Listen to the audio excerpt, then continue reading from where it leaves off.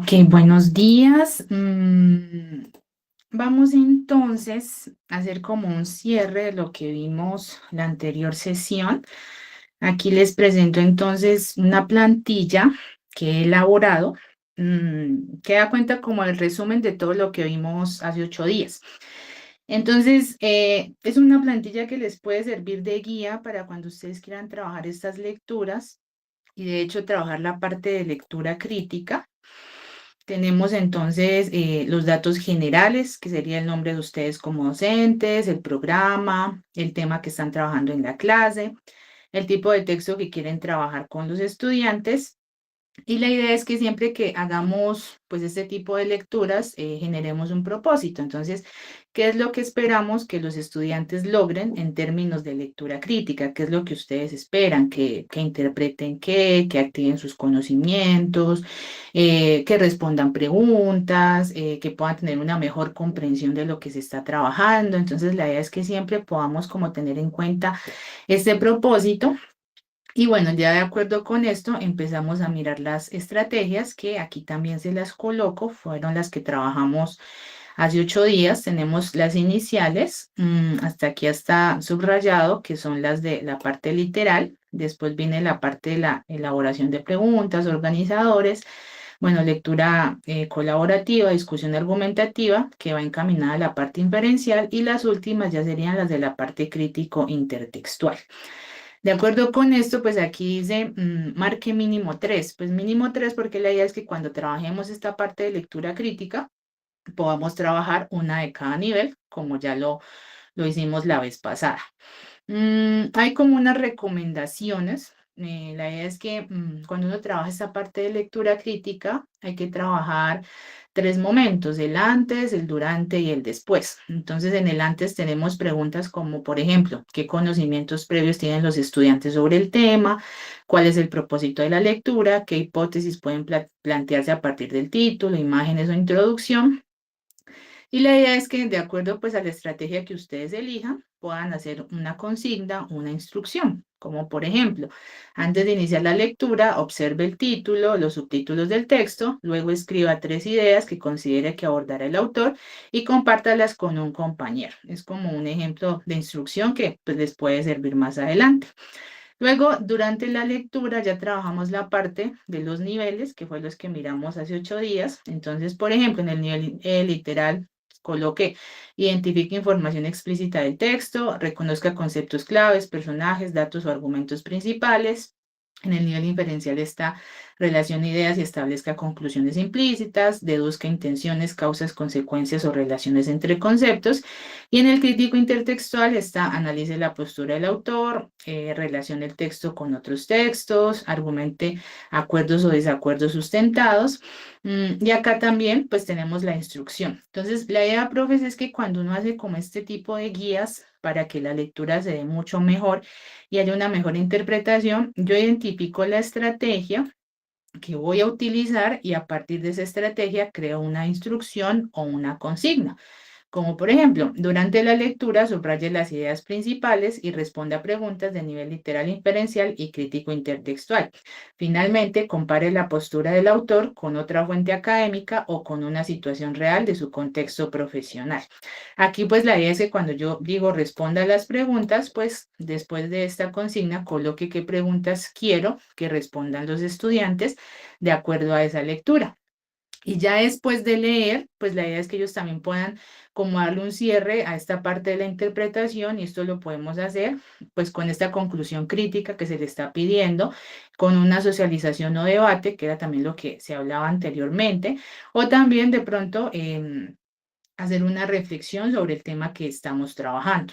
Por ejemplo, escriba un párrafo crítico en el que explique si está de acuerdo o no con la postura del autor, sustentando su respuesta con argumentos y relacionándola con otra lectura o experiencia académica. Es como un ejemplo, o sea, algo que les doy que puede resumir lo que ya miramos y que les puede servir más adelante. Y la idea, y algo muy importante, es que yo tengo que dejar claro qué quiero que el estudiante entregue, o sea, qué es lo que quiero que haga. Entonces, a partir de toda esta parte de lectura, ¿qué le voy o cómo lo voy a evaluar? Entonces, por ejemplo, con un taller de preguntas, con un organizador gráfico, con un comentario crítico, voy a evaluar es el debate o socialización, o pues escojo alguna de estas opciones que le permite al estudiante tener claridad en sí, pues qué es lo que el profesor quiere y cómo lo va a evaluar. Y de acuerdo con eso, pues puedo generar unos criterios de evaluación, que esto pues supongo que lo van a mirar más adelante cuando miren la parte de las rúbricas. Entonces, por ejemplo, comprende información explícita e implícita del texto, relaciona críticamente las ideas del texto con otros contextos o fuentes, sustenta opiniones y conclusiones mediante argumentos claros y coherentes. Entonces siempre se les recomienda que cuando les enviemos estas lecturas, cuando coloquemos, bueno, cuando trabajemos esta parte de lectura, haya como esta claridad en las cosas. Entonces, primero, el objetivo de aprendizaje, qué es lo que quiero que aprenda. Después, qué estrategias quiero trabajar con ellos y cómo los voy a evaluar. Esa es como tal la parte que trabajamos en lectura crítica y que nos permite llevar a una mejor interpretación. Ahora, de acuerdo a lo que ustedes trabajaron hace 8 días, mm, coloqué las respuestas que ustedes hicieron. Entonces, la idea es que ustedes pueden trabajar el antes, el durante o el después, o simplemente trabajamos el durante, que fue lo que hicimos hace 8 días. Lo mismo, aquí tengo las estrategias. Y lo que hice es que, por ejemplo, en el nivel literal, organicé las ideas que ustedes tenían, convirtiéndolas en instrucciones o consignas que les pueden servir. Unos ejemplos. Subrayar en color amarillo al sujeto de cuidado, en azul el entorno, de rojo los fragmentos que involucran cuidado de enfermería y en verde el abordaje del concepto de salud desde la experiencia narrada. Por acá, por ejemplo, coloqué, describa con sus propias palabras el conocimiento que tiene del tema y subraye con color azul las definiciones que encuentre. De igual forma, utilice el color naranja para subrayar los ejemplos presentes en el texto. Por acá hay otra que dice, por ejemplo, ¿qué conoce sobre las acciones inseguras en la atención en enfermería? ¿Qué conocimientos previos tienen sobre la vigilancia en salud pública? Lea la introducción del texto, con color azul subrayen la idea principal y con verde la idea secundaria. Entonces, la idea de eso es que ustedes tengan como una base, digamos, un banco de preguntas, de instrucciones que les puedan servir más adelante cuando quieran trabajar estos temas u otros que elijan para sus asignaturas o pues para las lecturas que estén trabajando. En el caso del nivel inferencial, entonces, por ejemplo, miremos esta. De acuerdo con la lectura, comparen los dos textos referidos, definiendo qué postura tiene cada autor. Posteriormente, vamos a realizar un debate de acuerdo a las ideas principales que subrayaron, de tal forma que entre todos encuentren similitudes entre todos los textos. ¿Qué es importante cuando hagan esto? Que traten de colocar la parte de los conectores. A veces los estudiantes son muy literales y si nosotros damos como consignas muy grandes, tienden como a hacer solamente una acción. Entonces, por ejemplo, habían con algunas actividades que ustedes habían colocado que les estaban pidiendo como tres cosas, tres momentos, más que todo en la parte del crítico, pero si uno no le especifica que primero quiero que haga esto, después esto y finalmente esto, ellos tienden a hacer solamente una cosa. Entonces es muy importante que cuando estemos trabajando esta parte, utilicemos más que todos esos conectores de orden cronológico que nos permiten mirar, entonces primero va a hacer esto, después hace esto y finalmente termina con tal cosa. Por ejemplo, miremos este que era de algunas preguntas que habían colocado. Realice la lectura de los documentos compartidos, primera cosa. Luego, responda a las siguientes preguntas que servirán como argumento para el posterior debate académico frente a las responsabilidades de enfermería, frente a la atención segura de los pacientes. Y ahí ya vienen las preguntas que queremos que ellos realicen. Acá también coloqué, a partir de la lectura, van a responder las siguientes preguntas, las cuales tienen como objetivo contrastar lo planteado en el documento con las realidades territoriales, institucionales y sociales. Y colocamos las preguntas. Y miren, por ejemplo, este que era bastante interesante. Y aquí lo hice teniendo en cuenta esos conectores que le digo. Entonces, inicialmente van a escuchar diferentes grabaciones de los ruidos de Korotov. Luego van a analizar qué representa cada fase. De acuerdo con lo anterior, es decir, después de que ya le escucharon estas grabaciones, van a identificar en qué momento aparece la presión sistólica y diastólica. Ahí va la segunda parte. Y la última. Por último, van a argumentar la importancia clínica de cada sonido y discutir posibles errores frecuentes en la toma manual de presión arterial.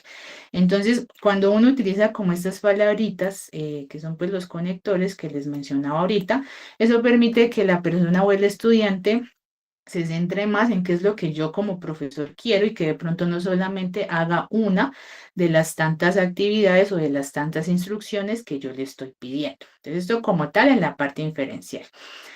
En la crítico intertextual, también lo estamos haciendo, por ejemplo, de acuerdo a las preguntas.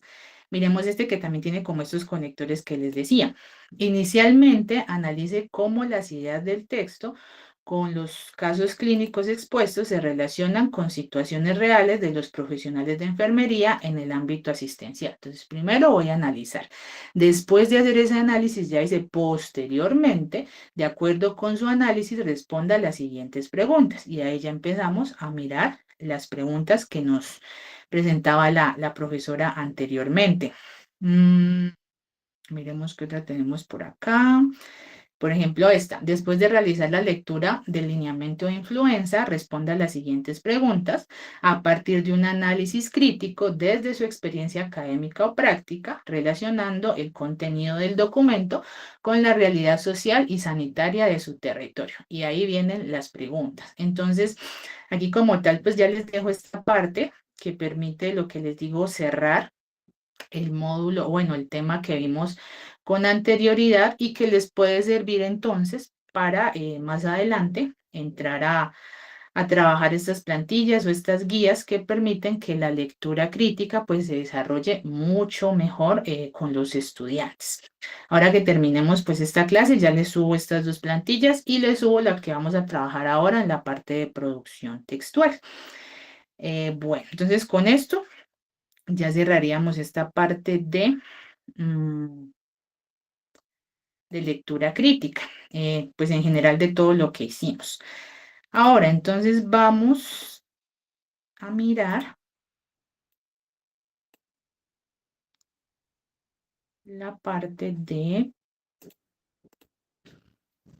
producción textual, pero antes de seguir con producción textual, para darle respuesta a la pregunta que nos hizo el profesor la semana anterior, resulta, profe, que estuve indagando sobre la metodología que usted me dijo, que es bastante interesante para la evaluación crítica de los artículos científicos.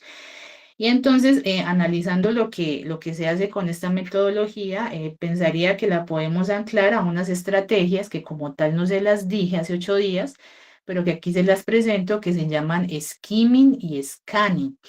¿Por qué? Más que todo con el scanning, porque nos permite escanear como visualmente el texto y encontrar los datos importantes. Y es una técnica que realizamos cuando queremos encontrar como algo muy concreto, que es como tal lo que hacemos con esta metodología que nos planteaba el profesor hace 8 días. Entonces, él preguntaba, bueno, ¿la conocía? Yo no la conocía, la indagué, la investigué y efectivamente pienso que es una metodología bastante favorable para la parte de investigación porque nos permite hacer los análisis de estos artículos y específicamente hacerlo de algunos apartados específicos, ¿sí? Como lo dice, con las preguntas que lanza la metodología para cada tipo de texto. Entonces, pues en mi opinión es una metodología bastante favorable que como su nombre lo dice, permite hacer una evaluación crítica de este tipo de documentos. Por aquí alguien levantó la mano.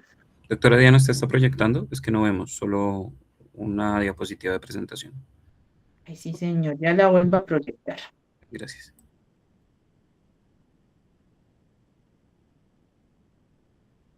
A ver.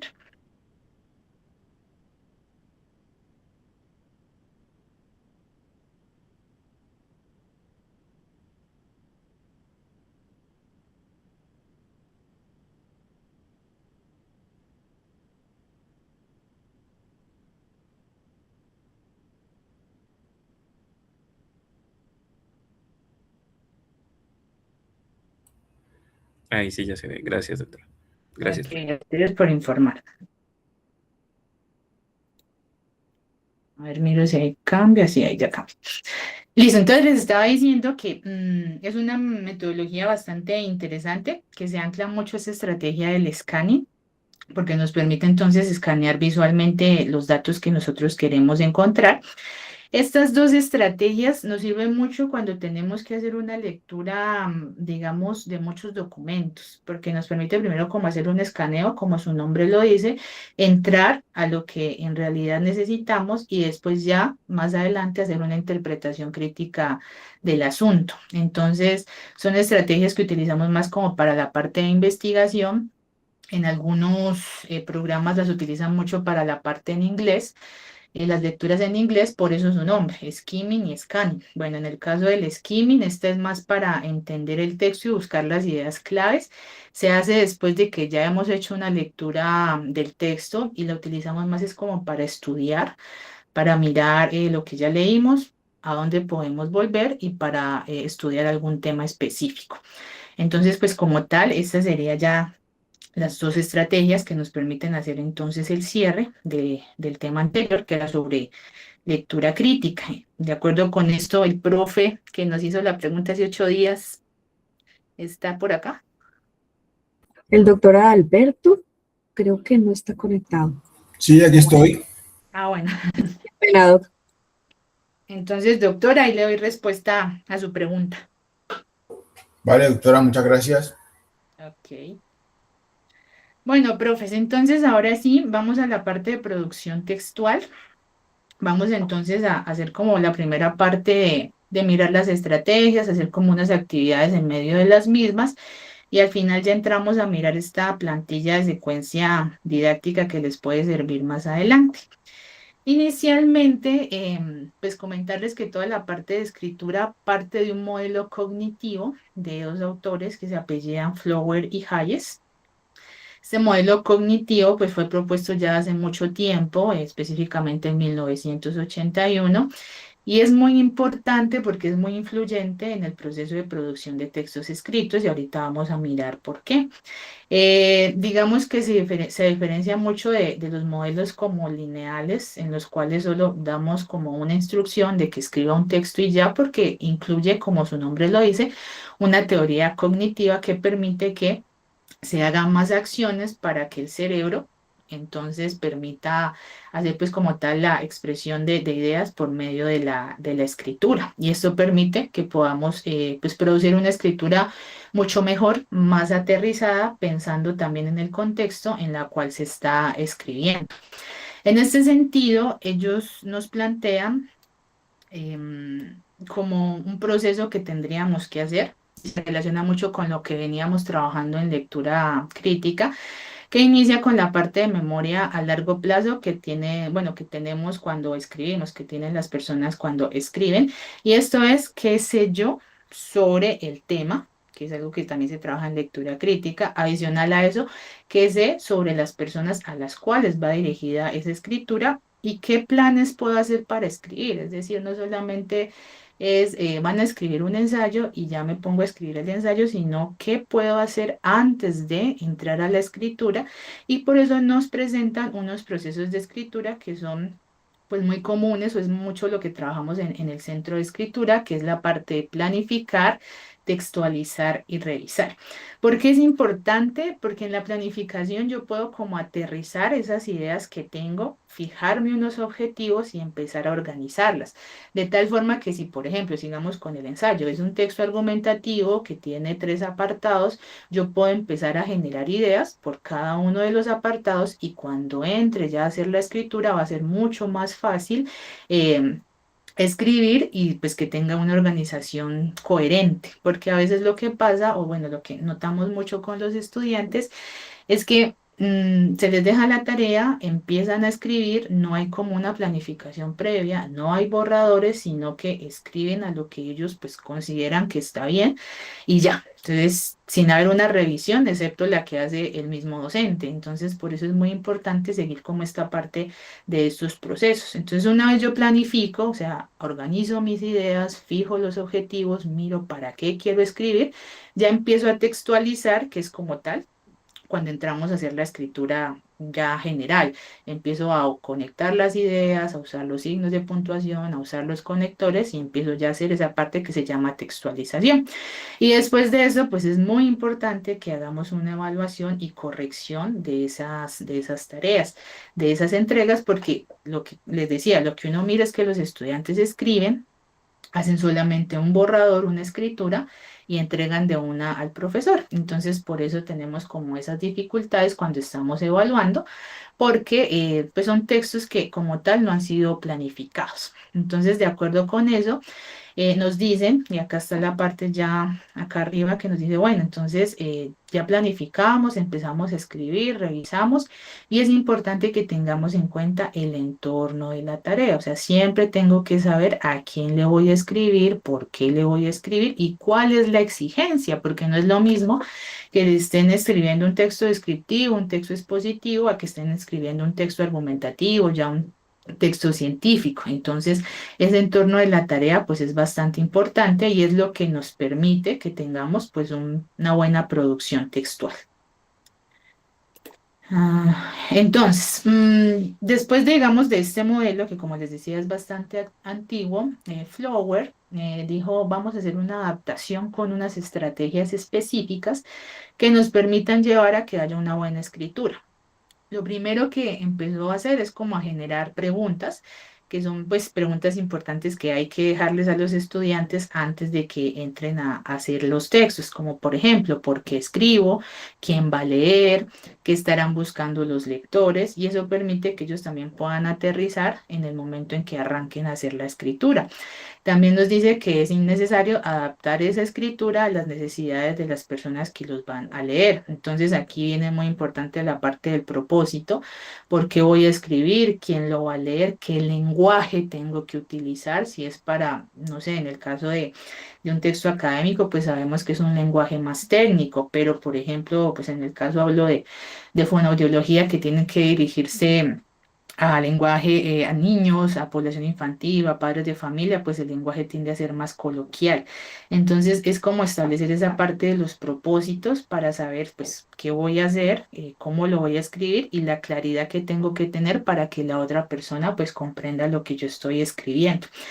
Y lo último es guiar ese proceso, que es como lo que más nos cuesta como docentes, porque, digamos, tenemos como tantas cosas y cuando necesitamos que hagan un texto, pues es muy difícil como que sentarnos, a hacer la guía, a mirar cómo lo están haciendo, a que planifiquen, a que organicen, pero es como lo que más se recomienda para que sea una escritura organizada y coherente. Por eso es muy importante guiar ese proceso de escritura, mirar qué dificultades se presentan, reflexionar sobre ese propio pensamiento y ahora que miremos las estrategias, pues vamos a mirar cuáles podemos utilizar y cuáles pues de pronto nos pueden favorecer mucho más. Entonces, bueno, esta es como la adaptación de Flower en complemento. Hayes menciona que no solamente nos toca meternos en la parte cognitiva, sino también en la parte social y afectiva. Es decir, qué está pasando con el individuo, cuál es su motivación, cómo están sus procesos cognitivos, cómo están sus conocimientos previos y cómo se relaciona eso con la tarea. Entonces, cómo se relaciona esto con su contexto profesional, con su contexto social, con su contexto físico. Y eso permite entonces que podamos hacer una mejor retroalimentación de todo lo que se está haciendo. Entonces, como en general, a grandes rasgos, lo que quiero decir es que, uno, es muy importante que se planifique, que se textualice y se revise, es decir, manejar las fases de la escritura porque apoyan la parte cognitiva. Dos, que tenemos que tener en cuenta sí o sí el entorno, a la tarea, el entorno, a las personas, al público al cual se dirige ese texto. Y tres, pues que hay que hacer una guía para que los estudiantes escriban lo que nosotros pues estamos buscando que escriban. Lo mismo que trabajamos con lectura crítica. Si yo le hago como una guía para que lo haga, para que se responda primero preguntas, para que haga, por ejemplo, lluvias de ideas. Eso permite que la escritura que al final vamos a revisar pues sea mucho mejor y sea mucho más organizada y pues que podamos conseguir lo que como tal queremos con esa escritura, bueno, esas producciones que les estamos solicitando a los estudiantes. Entonces, en ese sentido, podemos definir esta producción escrita como un proceso cognitivo complejo porque ya nos damos cuenta que no solamente es escribir, sino que tengo que planificar, revisar, tener en cuenta el contexto, la audiencia y demás. Es un proceso que va a traducir ese lenguaje que tenemos acá, los sentimientos, los pensamientos, y lo más difícil de esto es que sea un discurso escrito coherente, o sea, el hecho de que podamos decir que los estudiantes puedan escribir con una buena coherencia lineal, en la cual utilicen conectores, signos de puntuación adecuados, es bastante difícil y es algo que pues lleva de tiempo y de estrategias que hay que trabajar con ellos. Y que también está en función de contextos comunicativos y sociales, pues porque yo pues tengo que tener en cuenta la audiencia a la cual le voy a escribir. Por eso hay que estimular a tomar conciencia de estas funciones del lenguaje escrito, a ofrecer ejemplos, si es posible, de textos que nosotros sabemos que consideramos que están bien escritos. Entonces yo le digo, bueno, vamos a escribir un ensayo o bueno, un texto expositivo. Les voy a presentar un texto que a mi parecer está muy bien elaborado por tal y tal razón. La idea es que cuando ustedes hagan el texto, pues tenga una similitud en la parte de coherencia y cohesión con este texto que yo les presento, porque cuando uno les presenta los modelos, pues ellos ya están como digamos, visualmente más centrados en qué es lo que tendría que hacer para que esté bien según las indicaciones que me está dando el profesor. Adicional a eso, hay que admitir respuestas emergentes, pues que ellos nos puedan dar, inspiradas como formas de expresión creativa u humorística, si de pronto en algún caso, en alguna clase, pues hacemos una clase para planificar, entonces todas las respuestas que surjan son muy importantes. No sé si de pronto les ha pasado cuando uno, no sé, está investigando, cuando está como en la parte de escritura, en la parte de esta parte de posgrados y esto. Uno puede estar en cualquier lugar y se le ocurre algo. Entonces, ay, no, la tesis podría agregar esto, en el artículo podría agregar tal cosa. Y admitir esas respuestas emergentes es importante porque permiten pues que después las podamos conectar con algo en lo cual pues ya hemos venido trabajando y lo cual estamos pensando constantemente. Y adicional a eso también es pues estimular, invitar a tomar conciencia, y eso sí es muy importante, de la necesidad de planificar la producción de textos. Es decir, la idea es que siempre que les dejemos tareas de escritura, o sea, se haga énfasis en que tengo que planificar la producción de textos. Y si esto lo puedo anclar a una guía, a algo que pues también permita dar una calificación para que ellos lo hagan, pues sería mucho mejor, porque como les digo, si yo planifico, la escritura va a ser mucho más clara y más coherente de que solamente ellos empiecen a escribir, pues sí, a hacer una organización o planificación previa. Y entonces, ¿en qué consiste la planificación? Entonces, resulta que la planificación nos permite direccionar y organizar esas ideas hacia lo que queremos escribir. O sea, qué es lo que quiero, cómo lo voy a conseguir. Y esto me permite tener una base clara y sólida de partida. ¿Cómo podemos hacer esto?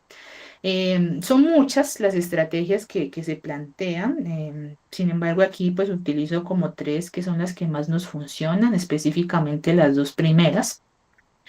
En el caso de la planeación del texto, de la misma autora que venimos hablando, la idea es que antes de escribir el estudiante define ese propósito, la audiencia y las ideas principales. Y esta estrategia se relaciona con la lluvia de ideas porque nos permite generar múltiples ideas relacionadas con el tema antes de iniciar la escritura. Entonces, la idea es que cuando yo le coloque a hacer una tarea de escritura al estudiante, le pueda decir, al menos, no sé, antes de empezar con la escritura, plantea 5 ideas principales que tú quieras desarrollar a lo largo del texto. Por ejemplo, escribe cuál es el propósito de este texto. Escribe a qué audiencia va dirigida este texto. Ya con eso, ¿qué hacemos? Pues que lo centramos. Entonces ya sabe que va, por ejemplo, dirigido a profesionales de su misma carrera, que el propósito es argumentar, no sé, algún tratamiento, y a partir de eso empieza a generar las ideas. Entonces ya sabe que para argumentar eso tiene que hablar primero del tratamiento, segundo, hablar de los beneficios, tercero, hablar de, no sé, de las desventajas, cuarto, hablar de los medicamentos, y eso permite entonces que vaya organizando. Entonces ya sé que esto va para tal persona, son profesionales que están igual, que son pares a mí, entonces sé que el lenguaje tiene que ser técnico, quiero argumentar, entonces si voy a argumentar sé que tengo que apoyarme de otros autores para que esa argumentación sea más sólida, y eso permite entonces que se organice y ahora sí empieza a ser la parte de la textualización. Otra estrategia, uso de organizadores gráficos como mapas conceptuales o esquemas para organizar la estructura del texto. Esto es más como para aquellos estudiantes que tienen como un aprendizaje más visual. Entonces recuerden que tenemos varios estilos de aprendizaje. Hay algunos que manejan más el estilo de aprendizaje visual en el que necesitan subrayar con colores, hacer esquemas y demás para que la información sea mucho más clara. Entonces es una estrategia que también les puede servir en algunos casos, pero digamos que a nivel general las que más se recomiendan son las dos primeras porque permiten centrar al estudiante, que es como tal lo que nosotros queremos que hagan antes de entrar a hacer esa escritura del texto. Y aquí entonces pasamos a la parte de textualizar, que como tal, ¿qué es? Es convertir esas ideas en discurso. Entonces yo ya saqué mis ideas, ya sé qué es lo que quiero hacer, a quién le voy a escribir, cuál es el propósito, ahora sí voy a convertir todo eso en un discurso. ¿Y qué tengo que tener en cuenta? Importante, lo primero, la superestructura del texto. ¿Qué es la superestructura del texto? Las ideas grandes, las ideas, perdón, las partes gruesas, las partes grandes de esos documentos, de esos textos. Por ejemplo, un texto argumentativo tiene una introducción, un cuerpo, una conclusión. Si es un texto narrativo, entonces sabemos que es un inicio, un nudo, un desenlace. Si es de pronto ya publicitario, entonces tiene el título, la imagen y el discurso que persuade. Entonces, si tienen claro cuál es la parte grande de ese texto, pues es más fácil que puedan hacer las ideas por cada parte y empezar a textualizar. Es muy importante que siempre pues ellos sepan qué es lo que van a escribir y de qué se compone ese texto. Tener y mantener el eje temático, pues que la idea es que si yo arranco hablando, por ejemplo, del tratamiento, que era de lo que les venía mencionando, pues termine hablando del tratamiento de la patología específica, que no me vaya por otros lados. Jerarquización de las ideas previas. Ya saqué unas ideas antes en la planificación, ahora sí miro, bueno, cuáles son las más importantes, de cuáles me gustaría hablar primero, cuáles serían más relevantes de acuerdo al tipo de texto que estoy escribiendo y empezar a hacer como esa parte de la jerarquización. Lo siguiente, pues que siempre es supremamente importante, es que puedan usar conectores y signos de puntuación y que los manejen bien. Ahora vamos como a mirar como algunos de los que tenemos que tener en cuenta, pero sí es muy importante que esto lo manejen. Entonces, si ustedes ven que de pronto no, que esto no se está manejando bien, nosotros ahí en el centro de escritura tenemos un material de apoyo que les permite como mirar cuáles son las funciones de los signos, cuáles son los conectores y cómo los pudieran ellos entonces utilizar para trabajar esta parte. Lo otro es que digamos que como tal la norma nos dice que los párrafos tienen que tener entre 7 y 14 líneas, que es como lo más recomendable cuando yo escribo para que el párrafo pues tenga buen desarrollo, pueda desarrollar esa idea muy bien. A mí siempre me han recomendado mucho, o sea, como les digo, decimos que entre 7 y 14 líneas. Pero cuando uno está leyendo un documento, y si es un documento, digamos, con bastante extensión, mirar, por ejemplo, párrafos de 7 y después de 14 es como algo que no es muy, pues, estético, en primer lugar. Y segundo, que da cuenta que de pronto los de 7 líneas no están desarrollando tanto la idea como los de 14 líneas. Entonces, por ejemplo, a mí en el doctorado me recomendaba mucho dejar como un número de líneas específico. Me decía, juegue entre 8 y 9 líneas. Que usted sabe que entre 8 y 9 líneas perfectamente puede desarrollar la idea, puede hacer de que se vea bien, de que todo el texto, digamos, sea compacto cuando se esté leyendo y que sea mucho más claro de entender. Por acá levantaron la mano. Sí, profe Diana, me quedó una duda. O sea, el número de líneas, ¿estamos haciendo referencia a las presentaciones de PowerPoint o también en los textos de documento? No, esto es en los textos de documento. En PowerPoint, esa la vemos ya dentro de 8 días, es diferente. PowerPoint nos piden otro número de líneas diferente, pero aquí solamente estoy hablando de textos. Bueno, Ok, gracias. ok. Entonces les decía, es mejor como tener como un número específico, que sean entre 8 o 9 líneas, que permita que ese texto se vea bien, que se vea pues bien, como les digo, desarrollado y que no parezca que de pronto si yo escribí un párrafo de 5 o 7 líneas, casi no esté desarrollando la idea. Entonces, como una recomendación que se da en general. Y la más importante de esta parte de la textualización son los borradores. O sea, siempre se les pide que elaboren al menos 2 borradores.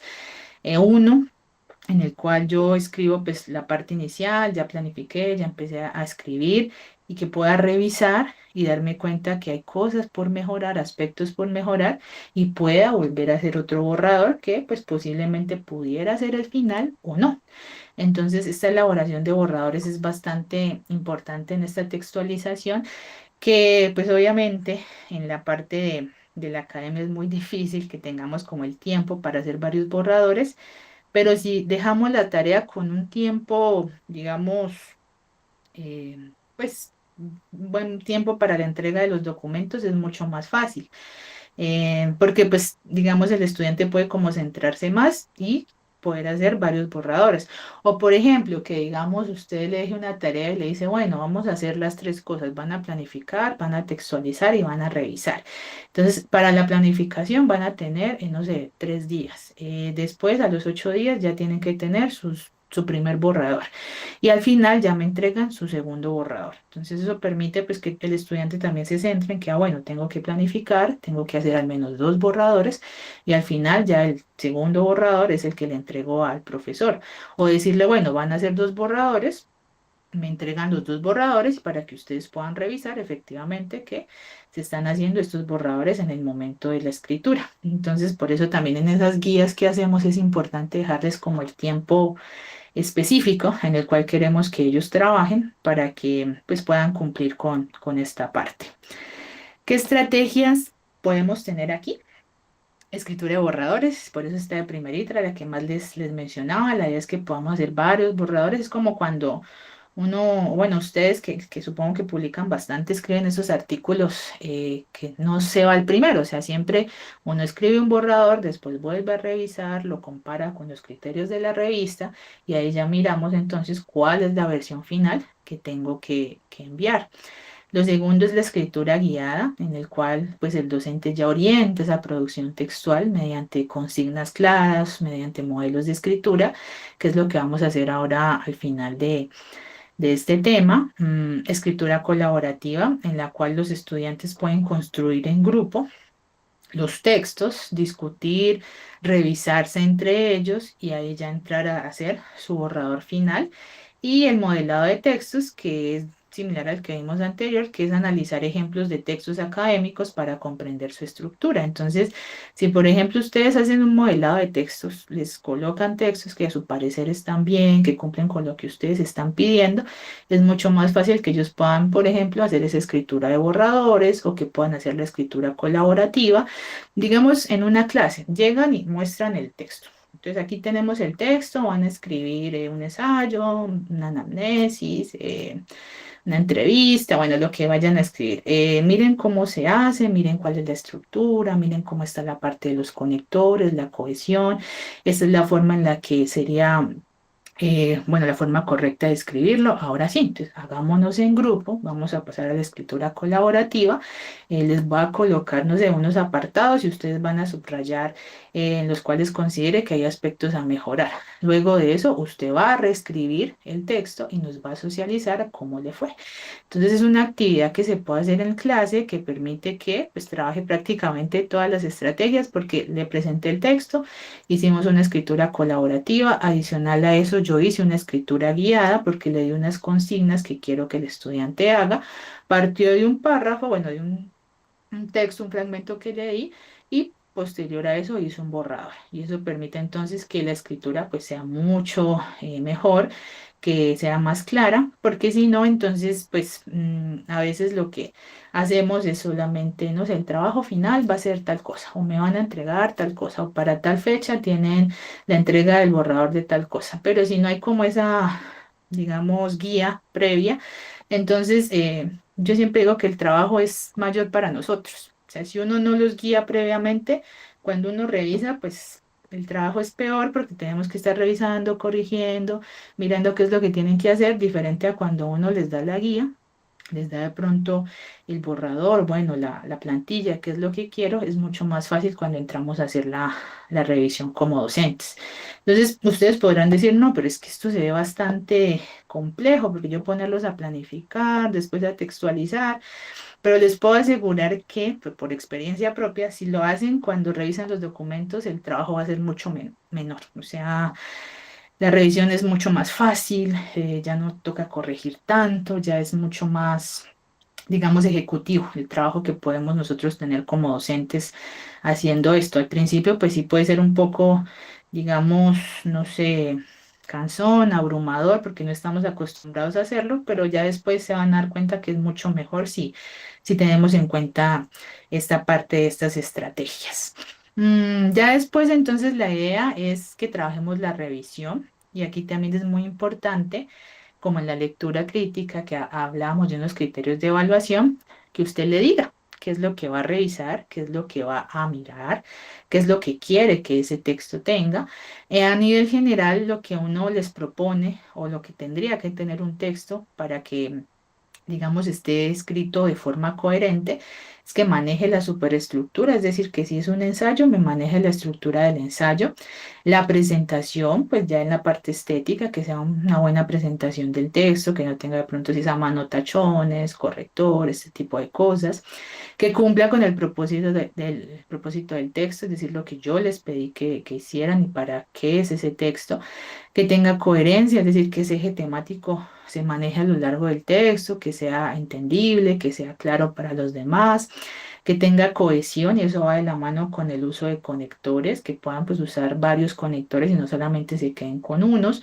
Yo no sé si ustedes se han dado cuenta que cuando uno revisa esos documentos, la mayoría de estudiantes se pegan mucho de la Y, es decir, repiten o por ejemplo, además, o sea, se pegan mucho de los conectores de adición y se olvidan de los de efecto, de los de causa, de los de cierre. Entonces es como importante también mirar esa parte, los signos de puntuación, que son muy importantes. Hay algunos que, pues, o sea, ¿cómo les digo?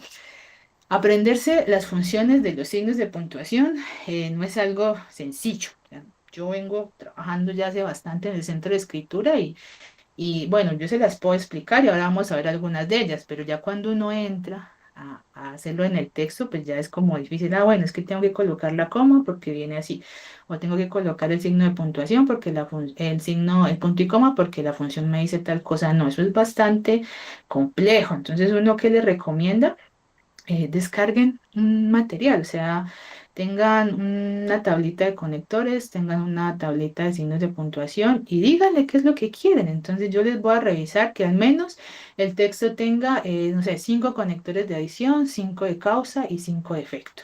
Que los signos de puntuación no me coloque solo afirmación punto, sino que tenga al menos signos de puntuación de coma, de punto y coma y de punto seguido, por ejemplo. Y eso hace que el estudiante pues entre a mirar el apoyo, la tabla que tiene para las funciones y empiece a usar esos signos de puntuación, porque si solamente uno les dice, necesito que me escriban el texto y que tenga conectores y signos de puntuación, pues pueden empezar a colocar así sin seguir la función, diferente a que yo sea más específica. Quiero que me coloque esto, que me coloque tantos, bueno, que use tantos y tantos en tal lado, eso permite que sea mucho, mucho más fácil pues esa escritura que van a hacer. Y por último está la repetición de palabras, que también pues creo que se han dado cuenta que pues los estudiantes o uno mismo cuando escribe tiende a repetir muchas palabras en un párrafo, o sea, las mismas palabras en un párrafo. No solamente son los conectores, sino A veces, por ejemplo, cuando estamos hablando de un tema específico, entonces que estemos hablando de la influenza. Entonces, la influenza es tal y tal cosa. Por lo tanto, la influenza afecta tal y tal cosa. Para tratar la influenza pasa esto, esto y esto. Entonces, esa repetición de palabras también es importante, pues decirles, ¿no? Es importante que dentro de un párrafo máximo me repita una palabra dos veces. Entonces, trate de usar los sinónimos, trate de mirar cómo podemos cambiar esa repetición de palabras, de conectores, para que el párrafo sea coherente. Pero todo eso hay que decirlo, porque si ustedes nomás le dicen, no sé, van a escribir un texto. Y en la revisión yo voy a mirar que esté con conectores, con signos de puntuación y sin repetición de palabras, pues estamos dando como unas consignas muy generales. Y con los estudiantes toca dar unas consignas más específicas, como les digo, de acuerdo a lo que yo quiero como docente que ellos hagan. Ahora, ¿qué es lo que tengo que tener en cuenta ya para valorar esos textos? Ya como docente, ¿qué es lo que tendría que valorar? Ya se los mencioné, la superestructura, es decir, antes de que usted arranque a leer el texto, hágale un escaneo y mire si efectivamente cumple con la superestructura del texto, que si usted le pide una reseña, pues que tenga el resumen y el comentario crítico, que si le pide un informe, pues que tenga la introducción, bueno, los materiales y lo demás que usted le solicitó en el informe, que si le pidió un texto argumentativo que cumpla con la introducción, el cuerpo y la conclusión.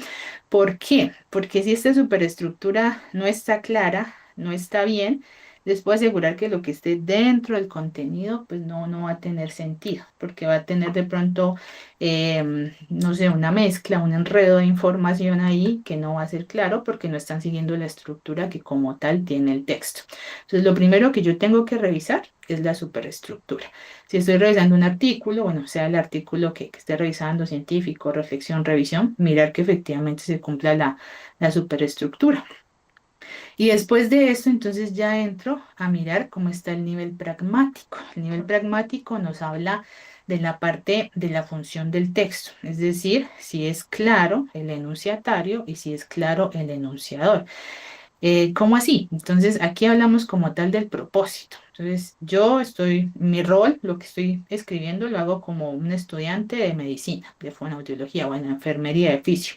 Soy estudiante de un área de la salud. Entonces, yo necesito escribir un texto que va dirigido a un docente que también es de la misma área. Entonces, si ya sé cuál es mi rol y cuál es el rol de la persona a la cual va dirigida el texto, ya le puedo dar esa función o ese propósito al texto. Entonces, ya sé que es un lenguaje técnico, que tiene que ser un texto coherente, que tiene que ser claro. Y entonces, ustedes dirán, ¿cómo identifico esto en el texto? El lenguaje. ¿Cómo está el lenguaje? ¿Están usando un lenguaje técnico? ¿Están usando los tecnolectos de la carrera?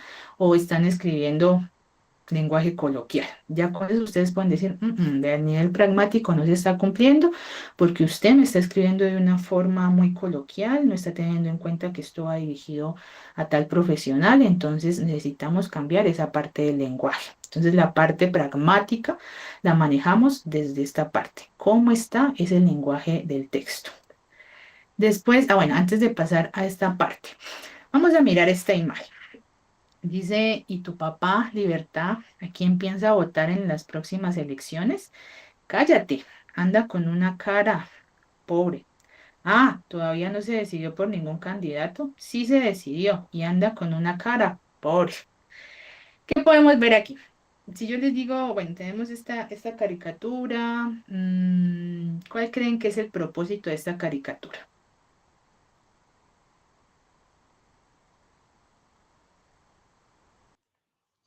Mostrar como la falta de opciones, que cualquier opción que se escoja, o sea, es como bien irónica mostrando que no hay opciones. Correcto. Ese es como el propósito. Ahora, teniendo en cuenta el propósito, ¿a quién cree que puede ir dirigido o quién leería esta caricatura? ¿A quién le podría interesar?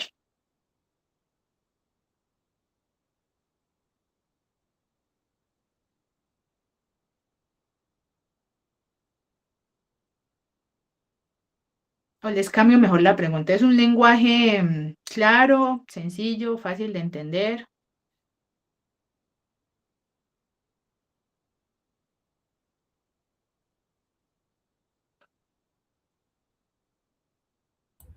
Es un lenguaje coloquial, fácil de entender para cualquier ¿Correcto? persona que lo lea. Sí, señor. Entonces, a eso es a lo que me refiero con el propósito. Es una caricatura, digamos que está muy relacionada pues como con lo que estamos viviendo en el momento. Es un lenguaje coloquial, fácil de entender, que puede ser dirigido a cualquier persona. Entonces, en esta parte del nivel pragmático, pues se va como con ese propósito. Estamos dando a conocer como una situación específica con un lenguaje claro que cualquier persona puede entender. Esa es como tal la parte del nivel pragmático.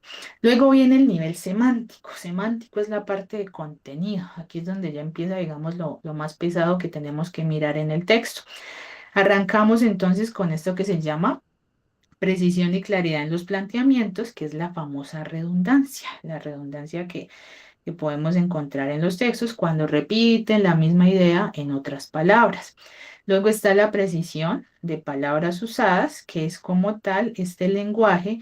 En el caso de nosotros y de nuestros estudiantes, estamos hablando de un lenguaje técnico y que se relaciona con el área de la salud, en el cual pues se espera que si yo estoy escribiendo un texto académico, pues emplee un lenguaje acorde a mi carrera, a lo que estoy trabajando, a lo que estoy hablando, y no coloque, digamos, otro tipo de lenguaje. Por ejemplo, digamos que, bueno, acá vuelvo a mi área, fonoaudiología.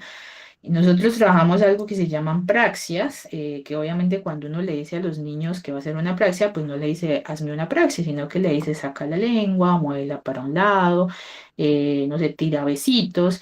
Entonces, el hecho de que un estudiante coloque en un, digamos, en un informe y el niño tiró besitos, pues estamos diciendo que no hay una precisión en en las palabras usadas, porque no está manejando ese lenguaje técnico que tendría que manejar de acuerdo pues a su formación académica. Y lo mismo pasa con la variedad de vocabulario, que ya se los venía mencionando, y es cuando nos repiten muchas palabras o muchos conectores dentro de un párrafo. Entonces es importante como trabajar esa parte porque pues estos tres ítems son los que nos permiten que haya una coherencia. Si yo no hago redundancia, si hablo con lenguaje técnico y si tengo una buena variedad en el vocabulario, pues puedo generar coherencia a nivel de los párrafos y a nivel de los textos. Y aquí entonces empezamos a mirar, como les digo, la parte grande del contenido que se trabaja en los textos. Entonces, empezamos por una superestructura, hago un escaneo de todo el documento, después miro el lenguaje, si es un lenguaje coloquial, si es un lenguaje técnico, después ya entro al contenido, si me está repitiendo cosas, si está haciendo redundancias, si está repitiendo palabras, y ya después pasamos a la parte del sintáctico. Antes de pasar a la parte del sintáctico, de estas opciones que ven aquí, ¿cuál ustedes me pueden mencionar que no tiene precisión y claridad en los planteamientos? Es decir, que tiene redundancia.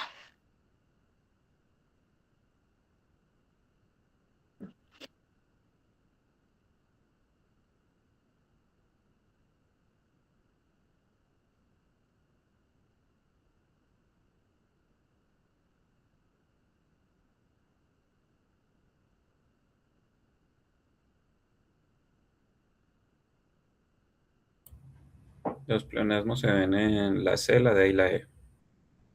¿Específicamente en qué? Sale afuera, erario público, sube arriba. Correcto. Entonces, son como los ejemplos que les digo que cuando se presenta esto en los textos, y es importante pues decirles, bueno, aquí no hay una claridad y precisión en los planteamientos, no son claros, mira que está repitiendo estas cosas, y es importante pues que como tal ellos también tengan en cuenta lo que les decía, qué es lo que tienen que escribir y qué es lo que no tienen que escribir. Y ya en el nivel morfosintáctico, que es lo que a veces uno tiende a mirar de primero y es lo que tendríamos que mirar ya de último en el texto, está la parte de la cohesión que se relaciona con el uso de los conectores, que ellos puedan pues, hacer un buen uso de conectores, que conozcan esa función de los conectores. Lo mismo con los signos de puntuación, que no se me peguen mucho solo de un punto o de una coma, porque a veces no sé si se han dado cuenta que uno mira y es, no sé, afirmación, hagan de cuenta como una idea, unas 2 líneas y un punto, otras 2 líneas y un punto. O hay personas que cuentan las palabras. Entonces, a tantas palabras y ya le coloco una coma. Entonces, no, como tal, hay que conocer cuáles son como esas funciones y que efectivamente, pues ellos las puedan aplicar. La parte de la ortografía, pues que es algo con lo que se trabaja, bueno, se lucha bastante cuando se escribe, porque hay varias personas que no manejan esta parte de la ortografía, y la concordancia de género y número, en la cual pues hacen como esa parte de hacer mezclas entre género y género. Por ejemplo, en vez de decir, no sé, la niña, dicen el niña, o el perros, entonces que no hay como esa concordancia entre género y número. En este caso, entonces, bueno, vamos a mirar como un ejemplo acá. Tengo acá este texto. Dice, dejo mis bienes a mi sobrino Juan, no a mi hermano Luis, tampoco jamás se pagará la cuenta del sastre, nunca de ningún modo para los jesuitas, todo lo dicho es mi deseo. Les voy a colocar esto aquí en el chat, denme un momento, que ustedes me van a colocar ahí en el mismo chat.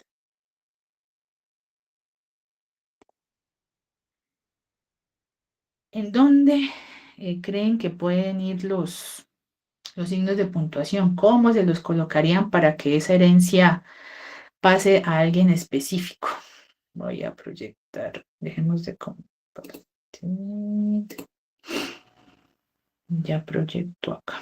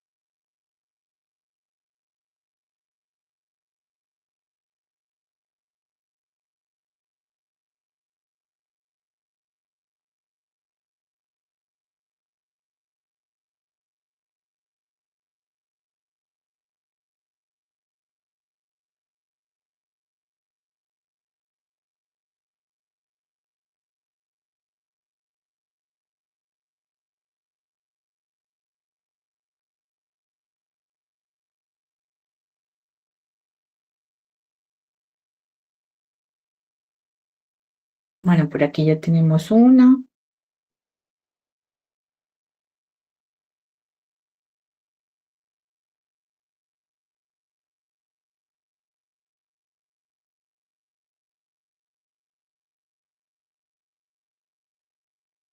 Miremos unas 2 más. Aquí pareciera que le estamos dejando los bienes al sobrino Juan.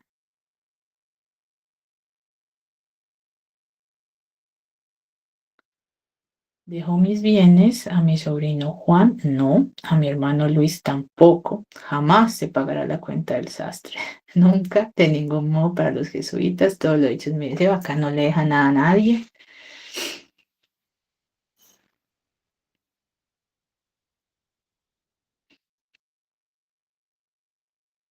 Y miremos una última y seguimos a ver cómo nos va.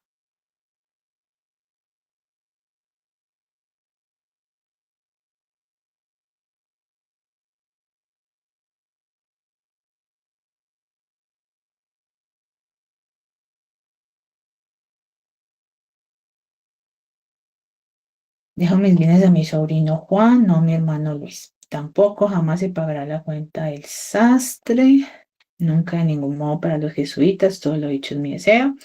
Dejo mis bienes a mi sobrino Juan, no a mi hermano Luis. tampoco jamás se pagará la cuenta del sastre, nunca de ningún modo para los jesuitas, todo lo dicho es mi deseo.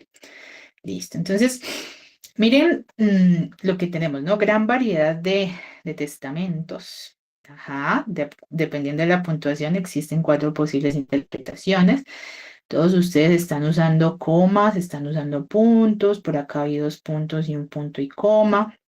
Entonces, la idea de eso es como darles la importancia que tienen estos signos de puntuación y que, como lo dice acá el profesor, dependiendo de la puntuación que nosotros usemos, pues va a cambiar la interpretación que le estemos dando a las cosas. Entonces vamos a volver, denme un momento.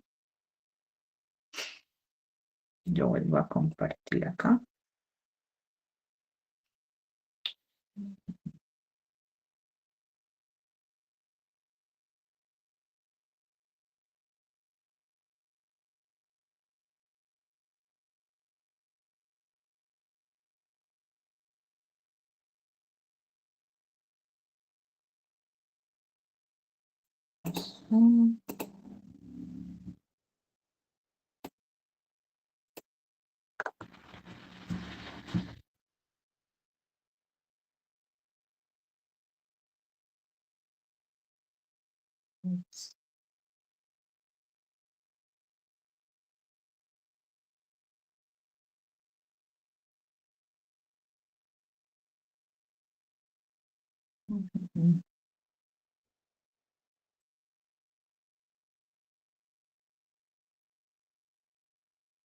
Me dejan compartir.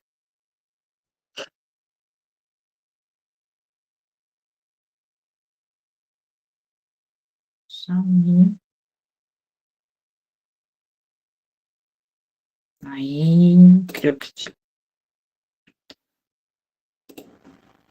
Listo. Entonces, por ejemplo, el sobrino Juan. Dejo mis bienes a mi sobrino Juan, no a mi hermano Luis.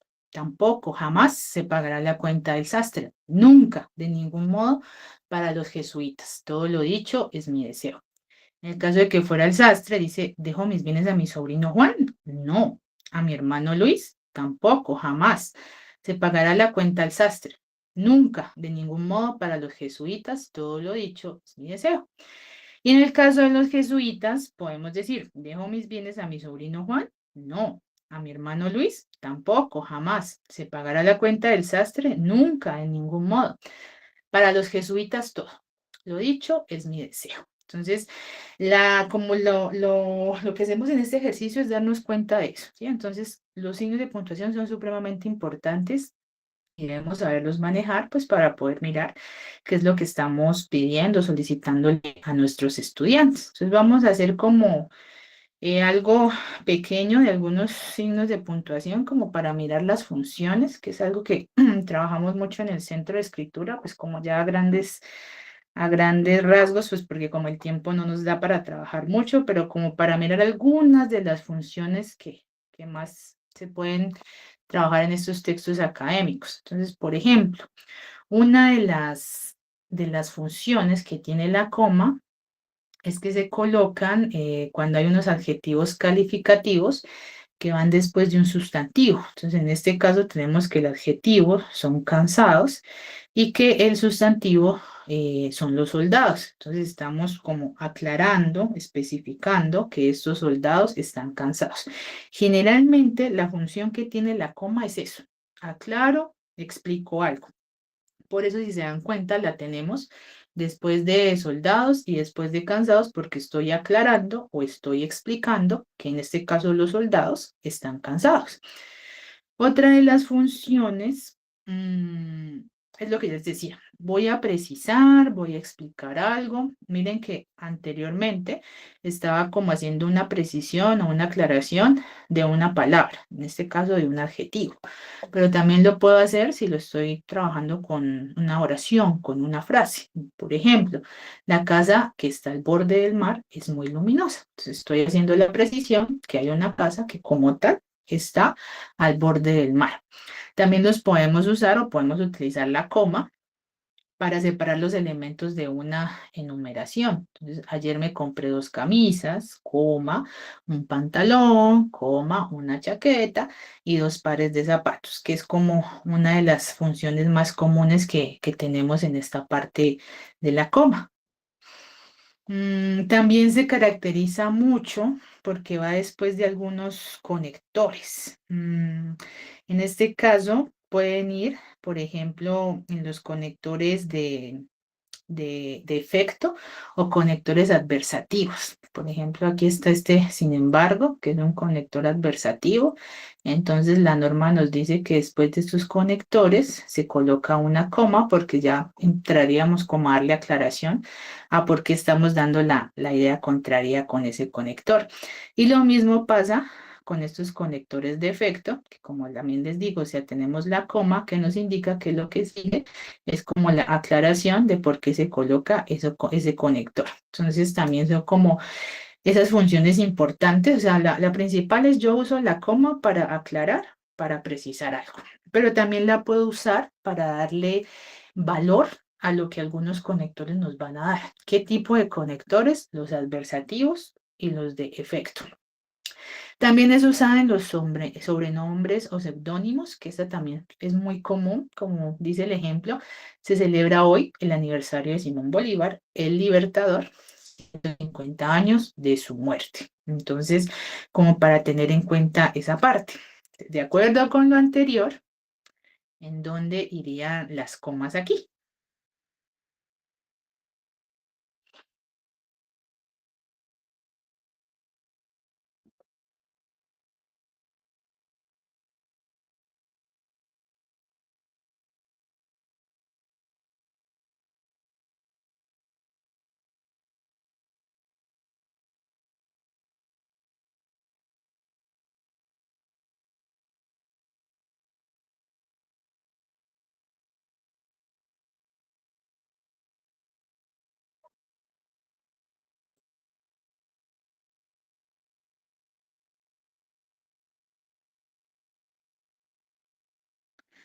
José Preciado, director del área de investigación, no pudo asistir a la reunión.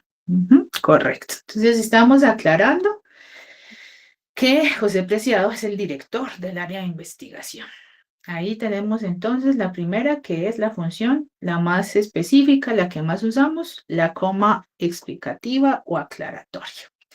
Vamos con el punto y coma, que tampoco es que me lo usen bastante. Entonces, este punto y coma también tiene unas funciones específicas. Nos habla de la primera, que es de separar los elementos de una enumeración cuando esta enumeración es larga, es decir, cuando no solamente estoy separando palabras, sino como tal estoy separando ideas. Miren el ejemplo. Cada grupo irá por un lado diferente, el primero por la izquierda, punto y coma, el segundo por la derecha y el tercero al frente. Entonces, si se acuerdan, en las anteriores diapositivas mirábamos que la coma nos hace una separación de enumeraciones cuando estamos separando solamente palabras, pero cuando ya esas enumeraciones son más complejas, más extensas, ya entramos a utilizar el punto y coma, como está aquí. Estoy diciendo que este grupo va por la izquierda, voy a separar esto y ya digo que este va por la derecha. Entonces ya no solamente separo una palabra, sino que ya estoy separando como tal una idea. Y esa es una de las funciones que tiene el punto y coma. La siguiente función es para separar oraciones que son sintácticamente independientes, pero con estrecha relación semántica. Entonces, en otras palabras, ¿qué puedo decir? Estoy hablando de oraciones que hablan de un mismo tema, pero tienen diferentes ideas. Eso es lo que nos quiere decir esa función. Por ejemplo, era necesario que el hospital permaneciera abierto toda la noche. La primera idea, punto y coma, o que establecer turnos. Entonces, estamos hablando del mismo tema, que es el hospital, pero las ideas son diferentes, o sea, inician diferentes, no tienen, digamos, la misma estructura en las oraciones, entonces eso hace que coloquemos un punto y coma. Esta es la función que más se utiliza en el punto y coma. Cuando yo estoy dentro de un párrafo hablando de un mismo tema, Pero en algún caso las ideas tienden a ser diferentes. ¿En qué tienden a ser diferentes? En su estructura, es decir, en que no arrancan con, no sé, sujeto, verbo y complemento, sino que arrancan diferentes, por ejemplo, con primero el verbo, después el sujeto y después el complemento, o primero el verbo, después el complemento y por último el sujeto. A eso se refiere esta función. Y es, como les digo, la que más se utiliza en el punto y coma y que en muchas ocasiones como que no la tenemos muy presente y por eso tendemos a utilizar las comitas seguidamente, coma, coma, coma. Entonces, como para tener en cuenta eso. Y también dice que el punto y coma se coloca antes de los conectores de sentido adversativo y de orden cronológico. Entonces, miren que aquí tenemos un sin embargo, que es un conector adversativo, entonces decimos que antes está este punto y coma, y después está la coma, que ya lo habíamos mencionado antes, que la coma se colocaba después de estos conectores y de los conectores de efecto. Entonces, como para aprenderme, digamos, lo de los signos de puntuación y los conectores, tengo tres funciones de los conectores. Tengo los adversativos y los de efecto que después llevan una coma y tengo los de orden cronológico y los adversativos que antes llevan un punto y coma. Digamos que por norma, por regla, estos son los tipos de conectores que van acompañados de estos signos de puntuación. Ahora, no estoy diciendo que cuando coloque otros conectores no es necesario colocar la coma, no, o sea, uno mira cuando está escribiendo si efectivamente es necesario colocar la coma porque, por ejemplo, el conector te puede estar explicando algo como un es decir o te puede estar aclarando algo dentro de la idea. Pero si nos vamos solamente a la norma, estaríamos hablando de estos tres tipos de conectores: adversativos, orden cronológico y conectores de efecto, como para que tengamos en cuenta esa parte del punto y coma y la coma. Ahora bien, de acuerdo con lo anterior, tenemos una enumeración más larga en la cual ya entra un punto y coma. ¿Cómo quedaría esta oración?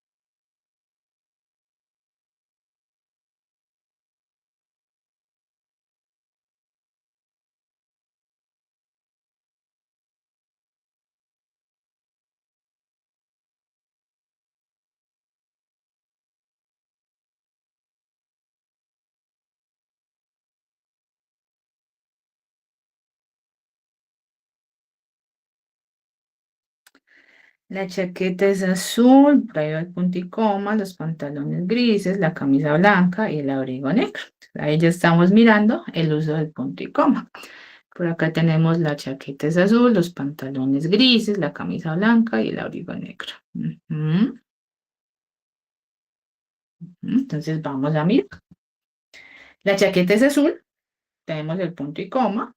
Muy bien. Los pantalones grises, la camisa blanca y el abrigo negro. Entonces miren que como tal lo que queríamos mirar era este punto y coma. Tenemos esta enumeración que ya es más elaborada, más larguita. Entonces ahí ya podemos decir que después de esa enumeración larga va el punto y coma.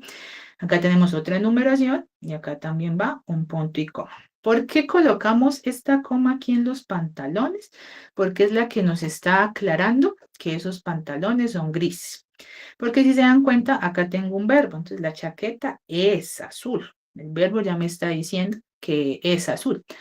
Acá tendría que aclarar que estos pantalones, con la coma claro, que son grises, va el punto y coma porque estoy separando esas enumeraciones y bueno, ya termino que la camisa blanca y el abrigo son negros. Entonces, como tal, esa es la parte de ese punto y coma. Arrepentida de sus acciones, María regresó al poco tiempo, sin embargo, ya nada era igual. Pues aquí ya estamos usando comas, ya estamos usando punto y comas, tenemos un conector aquí adversativo, entonces acuérdense que por ser adversativo él lleva algo antes y algo después. Miremos a ver cómo nos va a ir.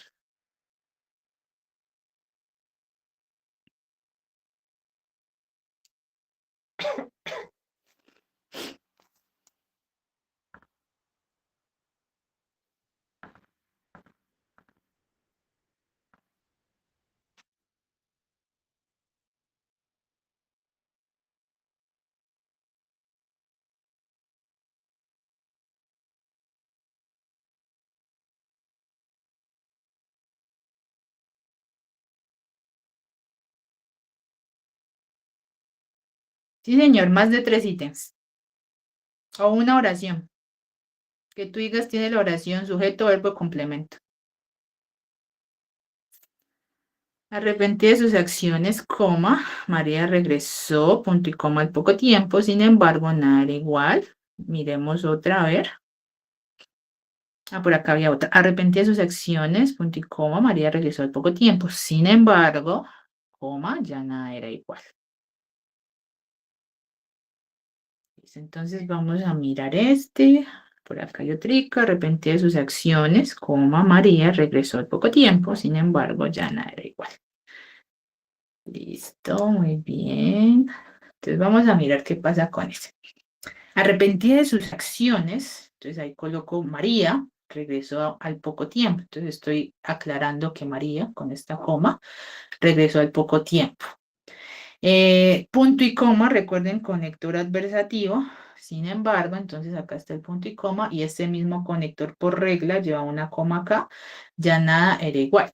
Por aquí una profe nos colocó arrepentida de sus acciones, María, coma, regresó al poco tiempo, también es válido porque estamos aclarando que es María, digamos que sea como su sobrenombre o su seudónimo, entonces también podría ser válido que le coloquemos aquí una coma para especificar que es María.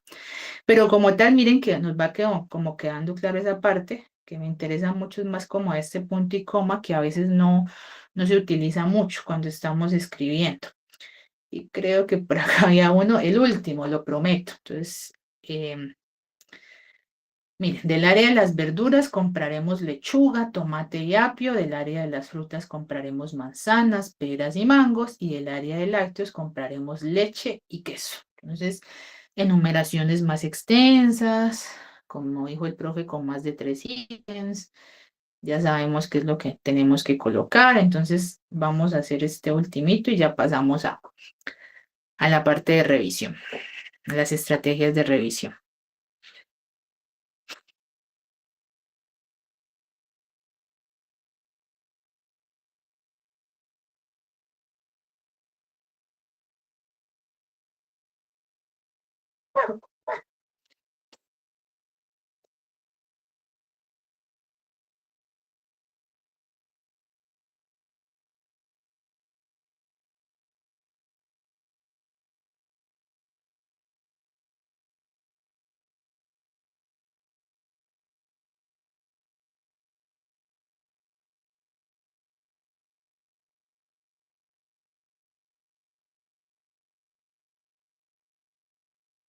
Y aquí ya veo uno.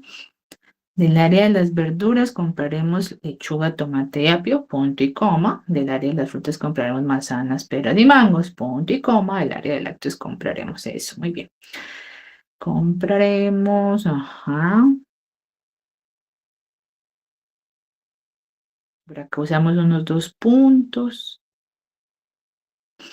Entonces miren que ya nos está como quedando clara esta parte de las comas y del punto y coma, que como tal es lo que hemos venido hablando. Entonces, del área de las verduras, voy a aclarar que compraremos lechuga, tomate y apio, punto y coma, porque cierro enumeración larga. Del área de las frutas compraremos manzanas, peras y mangos. Y del área de lácteos compraremos leche y queso. Por ahí creo que miré Un signo de puntuación. Bueno, por ahí tenemos un punto y coma antes de esta Y. Entonces recuerden que esa Y es el conector que por lo general nos da el cierre en las enumeraciones.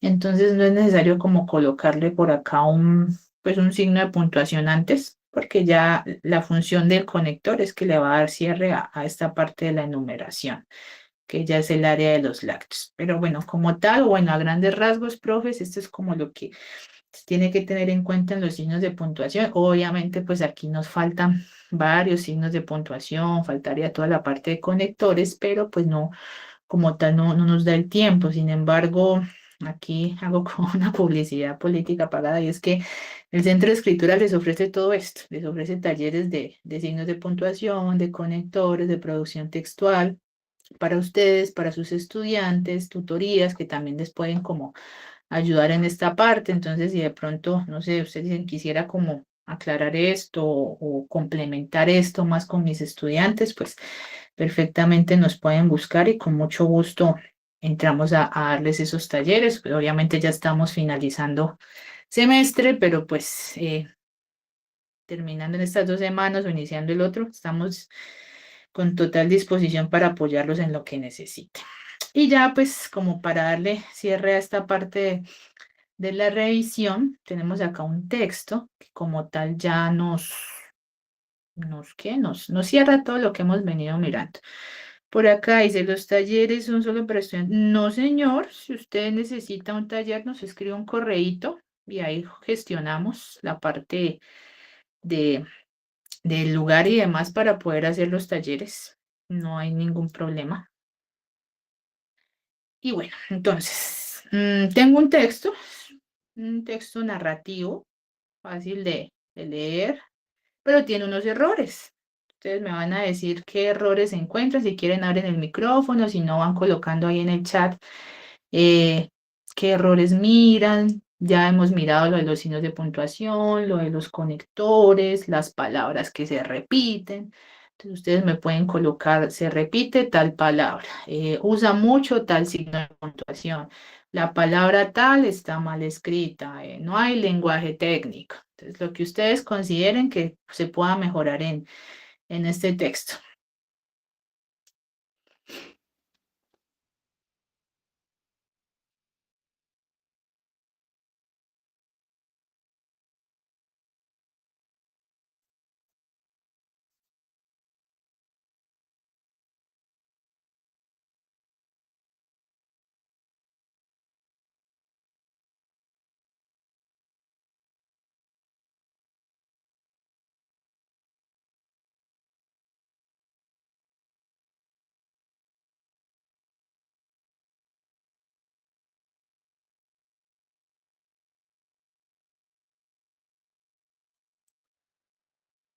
A ver, dice 12 palabras mal escritas, errores en algunas palabras como atalántico, tormentas, adelante, correcto. Son como los famosos errores de ortografía que vemos en la parte sintáctica. ¿Qué pasa con esos signos de puntuación? ¿Qué signo de puntuación miran que se está como repitiendo mucho, que de pronto podría cambiar por otro?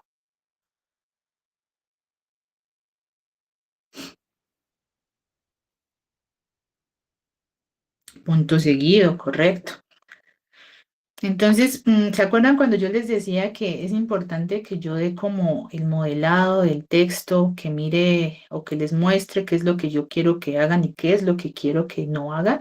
Este tipo de ejercicios sirven. Entonces les pueden decir, miren, vamos a analizar este texto. Obviamente, pues este es un texto narrativo. Ustedes ya colocan uno académico en el cual ellos se puedan dar cuenta de que hay momentos en los que repetimos mucho un signo de puntuación, en el que a veces por escribir muy rápido se nos va mal la palabra o en el que no estamos manejando la ortografía adecuada, en el que de pronto estamos repitiendo palabras y este tipo de cosas hacen que los estudiantes afinen el ojo. Entonces ya ellos se dan cuenta de que, bueno, sí, me doy cuenta que esto pasa, de que es que el profesor no lo dice por molestar, porque quiere que nosotros hagamos tal cosa, sino porque pues pasa. Entonces, cuando ellos analizan, se dan cuenta qué es lo que pasa en los textos, ya es mucho más sencillo decirle, bueno, ya se dieron cuenta lo que no está bien hacer. Ahora, cuando ustedes escriban, la idea es que no sigan presentando este tipo de aspectos, como para tenerlo en cuenta cuando hacen sus clases y quieren que ellos mejoren en esta parte.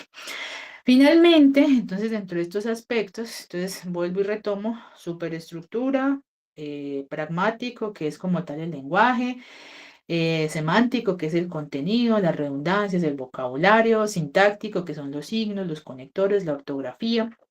Y lo último que tendríamos que ver, y en ocasiones es lo primero que vemos, son las normas de presentación. ¿Cuáles son las normas de presentación? El uso de normas ICONTEX, de normas APA, bueno, de normas Vancouver, las normas que ustedes manejen con sus estudiantes, porque como tal, en un texto lo que nos debe importar es el contenido. Las normas más adelante son más, digamos, asequibles o más fáciles de modificar, pero si yo entro revisando el texto y me fijo solo en las normas, pues posiblemente le pierdo como la importancia al contenido, que es lo que como tal tengo que revisar.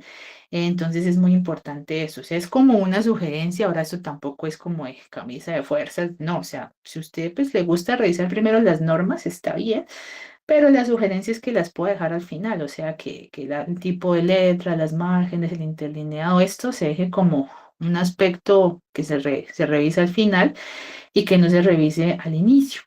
Y lo otro es que puedan, como les digo, como tener claridad también en la norma, ¿no? Porque nos ha pasado y nos llegan, por ejemplo, estudiantes no de salud, pero sí de otras facultades en las que mezclan ICONTEX con APA. Entonces, por ejemplo, hacen las referencias en APA, pero las citaciones van con nota al pie, que es algo de ICONTEX, y eso pues como tal no, pues no está bien, no está permitido.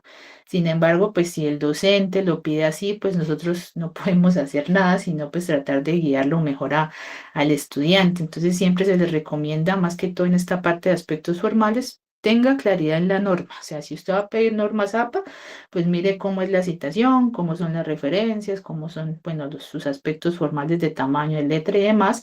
Y lo mismo, si va a pedir otra norma, pues tenga claridad en la norma para que pues después el estudiante no tenga como esta confusión entre la mezcla o el uso de diferentes normas en un mismo documento. Y ya pues como para ir cerrando esta parte, aquí estarían las estrategias que se recomiendan para esta revisión. La que más nos funciona es la revisión entre pares, o sea, que usted los coloque a escribir, hagan el texto y al final intercambie esos textos entre sus compañeros para que ellos puedan ofrecer esas sugerencias de mejora. Y miren lo que dice aquí, sugerencias de mejora. Siempre en esta parte nos recomienda que yo miro aspectos positivos y aspectos a mejorar. No miro aspectos incorrectos, no miro dificultades, no miro problemas, sino aspectos a mejorar, porque todo pues está para que ellos puedan mejorar en la parte de su escritura. Entonces, la revisión entre pares es una estrategia que nos sirve mucho y que no solamente pues permite que haya como una revisión previa antes de que usted como docente entre a revisar, sino que los estudiantes afinen el ojo. Entonces ya, bueno, mira que el profesor nos enseñó tal ejemplo, nos dimos cuenta que no se puede usar esto, entonces ya revisando el texto me doy cuenta que tú usas mucho el punto, que usas mucho la coma, que estás repitiendo palabras. Y eso permite que ellos también pues se retroalimenten de lo que están aprendiendo y lo que más adelante pues no deberían hacer cuando hagan sus textos. La autoevaluación de textos en la cual los estudiantes reflexionan sobre la calidad y coherencia de sus escritos, obviamente pues con una rúbrica de evaluación que les permita mirar pues yo qué quiero que ellos valoren en sus textos y que ellos mismos vayan revisando si efectivamente lo tienen o no. La escritura basada en preguntas, en la cual pues ustedes generan unas preguntas para que ellos miren si el texto está pues acorde o no, como por ejemplo, cumplo con la estructura del texto que es tener una introducción, un cuerpo y una conclusión, uso 3 signos de puntuación en mi documento, uso al menos 4 tipos de conectores en mi documento, el lenguaje de mi documento es claro, entonces también hagan de cuenta como un checklist, una rúbrica en el que el estudiante va mirando si efectivamente cumple o no con esto. Retroalimentación del docente, que es la que pues siempre damos nosotros cuando revisamos esto, donde se ofrecen comentarios orientados a mejorar coherencia, argumentación y claridad. Entonces, lo mismo, no es lo que está mal, es cómo yo puedo ofrecer un comentario o algo que pues permita que el estudiante mejore. Entonces, por ejemplo, este signo de puntuación, cuando estamos hablando de está repitiendo mucho el punto seguido. Te sugiero que revises la función del punto y coma. Eso ya es un comentario que lo orienta a mejorar, porque en ocasiones uno se da cuenta que los profesores, cuando es, digamos, en el texto en físico, solamente hacemos las marcas, pero no se le dice más. Y cuando es en digital, que uno le deja los comentarios al margen, lo mismo. Entonces, esto está mal, cambie esto, tal cosa, pero no lo dice por qué. Entonces, siempre esos comentarios tienen que ser orientados a mejorar, ya sea la coherencia, la argumentación, el contenido, lo que usted quiere que haga. Obviamente, no les estoy diciendo, déle las respuestas, no, pero hágale un comentario que le permita al estudiante tener claridad de qué es lo que tiene que mejorar. Y finalmente, la reescritura del texto. Los estudiantes revisan y mejoran su texto a partir de esa retroalimentación recibida. Y es muy importante porque a veces, ¿qué pasa? Entonces, lo mando a corregir, le puse ya la mala nota porque lo hizo mal, pero no damos la oportunidad de que lo vuelva a escribir para que mejore. Entonces es importante que listo, ya le di la retroalimentación, ya le dije, esto es lo que tienes que mejorar, ahora sí. Para tal fecha necesito que el texto vuelva a ser escrito y tengas en cuenta lo que te acabo de decir. Y eso permite entonces pues que efectivamente desde lo que veníamos hablando de Flower y Hayes, la parte cognitiva se trabaje mucho mejor y podamos pues mejorar en esta parte con nuestros estudiantes en la producción textual. Entonces, profes, ya que hemos como mirado esta parte, déjenme, yo les coloco, ¿dónde está esa plantillita?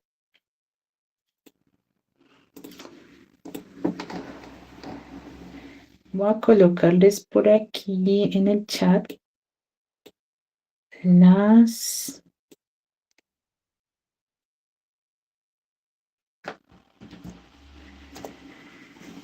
Estas son como tal las estrategias que acabamos de ver.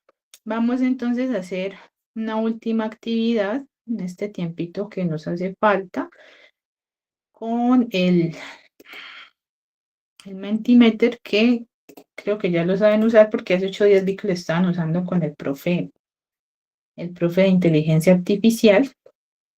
Entonces, por favor, ingresan ahí al enlace y ya arrancan.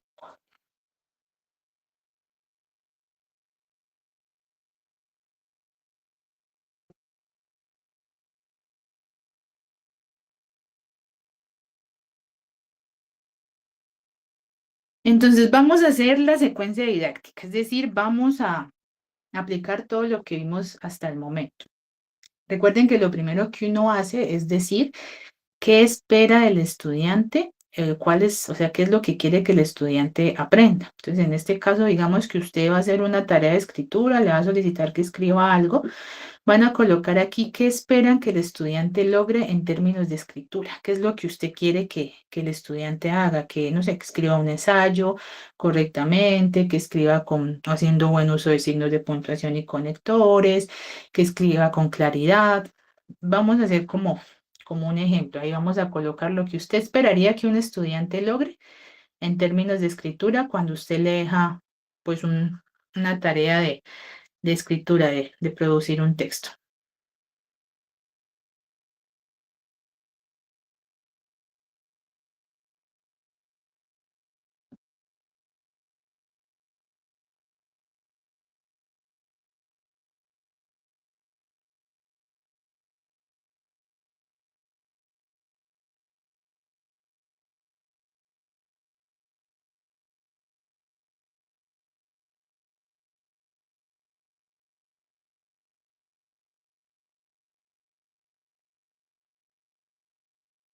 Bueno, por acá ya dice redacción adecuada.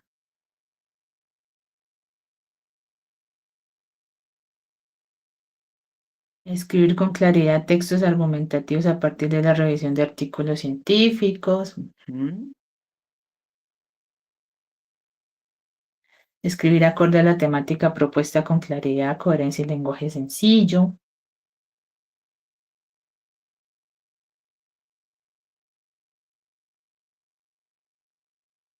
Veremos unas más, a ver, que estructure y organice claramente la idea que quiere transmitir. Entonces, ¿qué pasa con esto? Cuando yo me respondo a esta pregunta, yo puedo plantear el objetivo. Entonces, por ejemplo, ustedes les van a dar una tarea de escritura y el objetivo sería, el objetivo de esta tarea es que escriban con claridad textos argumentativos a partir de la revisión de artículos científicos, que escriban acorde a la temática propuesta con claridad, coherencia y lenguaje sencillo. Cuando yo formulo esto, que es como tal mi objetivo en la parte de escritura, que es lo que quiero que ellos hagan, ellos ya van diciendo, ah, bueno, el profe lo que quiere es que yo escriba bien, que revise bien los artículos científicos, que mi lenguaje sea sencillo, que mi lenguaje sea coherente, que mi texto sea claro. Entonces ya como que van diciendo, bueno, lo que el profesor quiere en este momento es que yo haga tal cosa. Entonces lo primero que yo hago en la parte de escritura es hacer esto, plantearme el objetivo, qué es lo que quiero que hagan para que ellos, bueno, dicen, listo, ya sé qué es lo que el profesor quiere que haga en este momento. Vamos con la siguiente. Elija una estrategia por cada una de las fases de escritura. Entonces, ahí en el chat están prácticamente en orden. Entonces, por ejemplo, para planear el texto está lluvia de ideas, organizadores gráficos y planeación pues del texto. Para textualizaciones desde escritura por borradores, escritura guiada, modelado de textos, escritura colaborativa. Y para la revisión ya está revisión entre pares, autoevaluación, escritura basada en preguntas, retroalimentación docente y reescritura. Entonces, la idea es que ustedes elijan una por cada una de las fases, que como les decía, es importante tenerlas en cuenta. Entonces, por ejemplo, preparación, lluvia de ideas.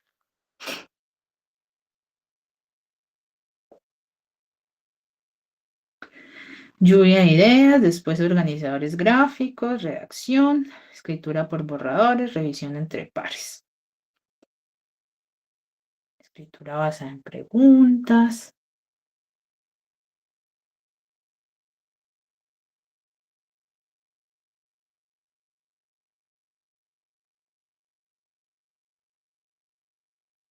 Vamos a ver si nos sale rica y ya vamos pasando. Escritura colaborativa. Entonces, ¿por qué es importante eso? Porque yo le doy la ruta al estudiante. Entonces ya le dije, bueno, yo quiero que me escribas con coherencia, con un lenguaje sencillo, con claridad. Y a partir de eso, entonces necesito que en esa escritura utilices estas fases. Entonces, para planificar, me vas a hacer una lluvia de ideas. Para la escritura, vas a hacer escritura por borradores, en la cual te solicito, por ejemplo, 2 borradores. Y para la revisión, vamos a hacer una revisión entre pares. Entonces, listo, ya me orienté. Tengo que escribir así, tengo que planificar haciendo una lluvia de ideas, luego tengo que hacerle 2 borradores al profesor y al final sé que antes de que el profesor me revise, me van a revisar mis compañeros. Y entonces eso permite que vayamos teniendo claridad. Ahora sí, miremos a ver qué nos sigue por acá. ¿Para qué escribe?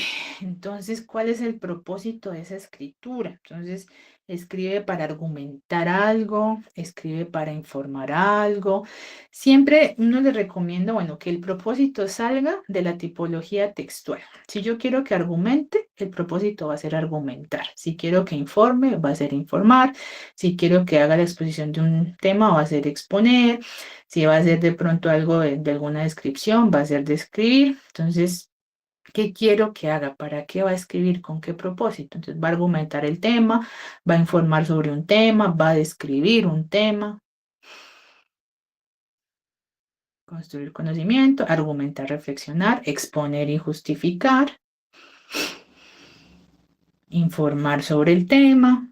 Entonces ya eso ya le va dando mayor claridad. Bueno, si el profesor quiere que yo exponga y justifique, sé que tengo que meter argumentos en el texto. porque tengo que argumentarle y justificarle las cosas.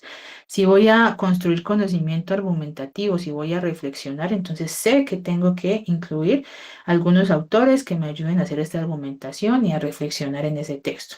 Si lo que el profesor quiere es que yo informe, entonces listo, lo que voy a hacer es buscar toda la información que me permite dar cuenta de ese tema del cual estoy trabajando. Y ahí como tal viene esa parte del propósito.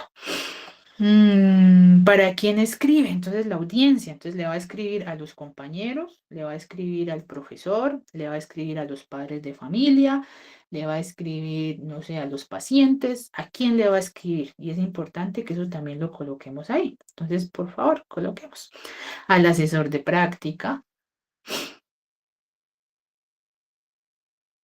a los usuarios,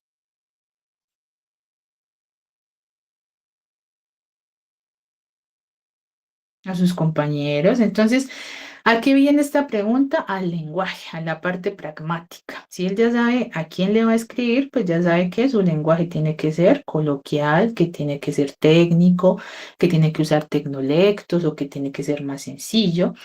Ya miramos entonces a quién, por ejemplo, acá dice se escribe para una audiencia determinada que pueda incluir docentes, compañeros de clase, investigadores. Entonces ya sabemos que es un lenguaje que si bien tiene que ser un lenguaje técnico, tiene que ser claro, sencillo de entender, porque no solamente lo van a leer los investigadores y docentes, sino que también puede ser algunos lectores interesados en el tema. Entonces eso permite que yo me oriente para saber qué lenguaje tengo que usar. Siguiente. De acuerdo a la estrategia de planificación que eligió con anterioridad, cree una instrucción para que sus estudiantes realicen la actividad. Digamos que eligieron lluvia de ideas. Entonces, vas a realizar una lluvia de ideas de 5 oraciones, por ejemplo.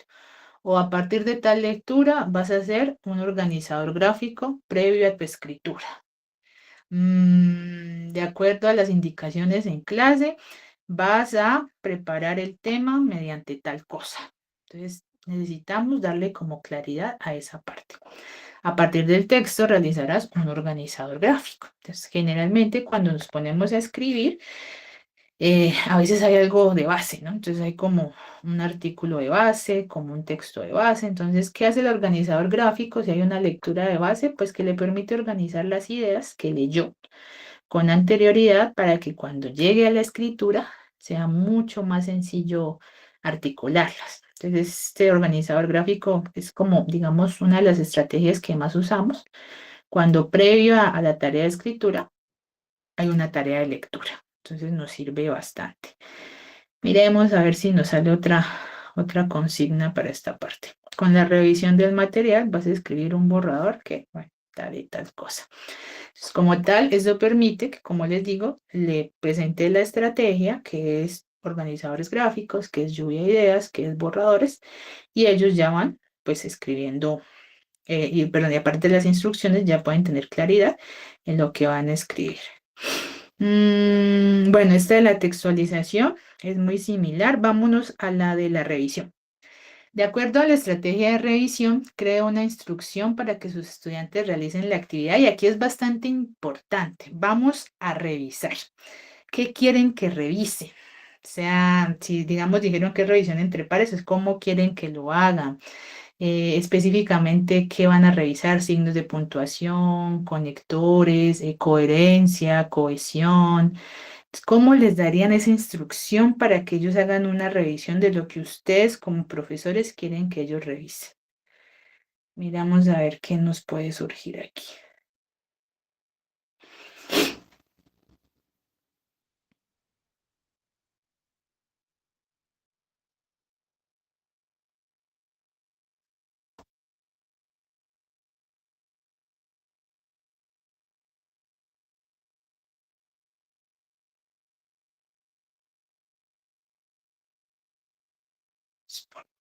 Mm,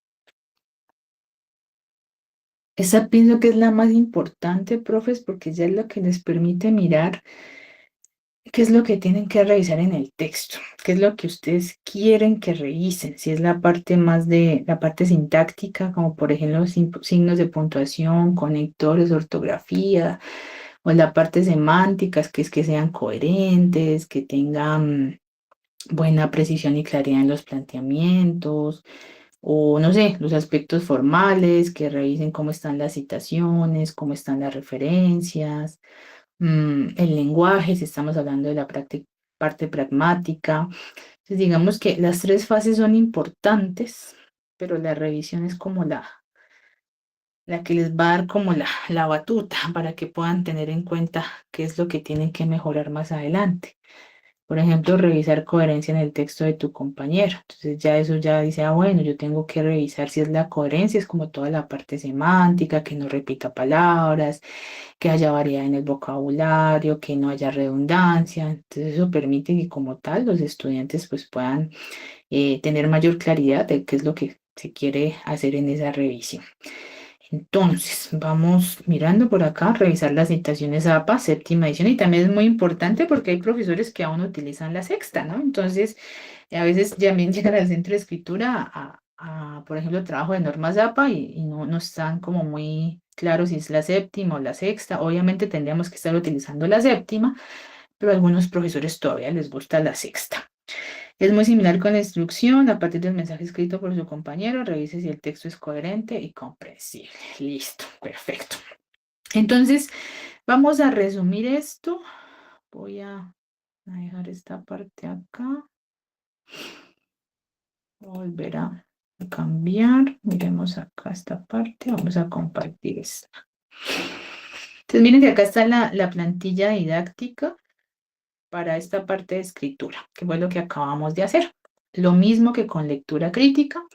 Nombre del docente, programa asignatura, tema de la clase, tipo de texto que ustedes van a trabajar, propósito de aprendizaje, que fue la primera pregunta que ustedes respondieron, que era lo que quería que ellos pues lograran con esta parte de la escritura.